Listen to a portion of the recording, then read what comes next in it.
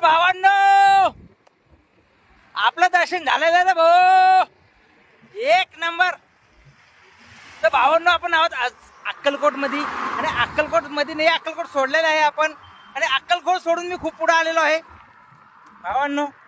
जेव्हापासून अक्कलकोट मध्ये रात्री आणि सकाळी माझं 2 वेळेस दर्शन झालं, सॉरी 3 वेळेस. तर मला एवढी एनर्जी आलेली, तर ती एनर्जी तुम्हाला दाखवतो मी आता.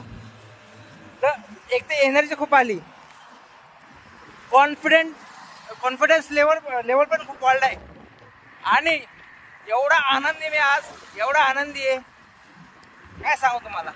तर मित्रांनो तुमच्या भावाला फॉलो करा, आणि आपले काही